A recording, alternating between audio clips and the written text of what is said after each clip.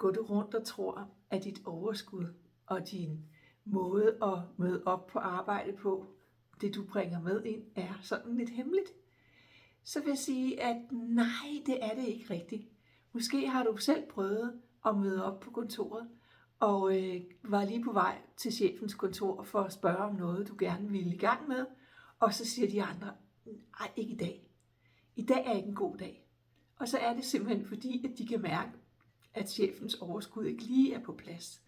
At der ikke lige er den her åbenhed og lyst til at lytte til andre og nye forslag. Og så gør du godt i at vente til et andet tidspunkt.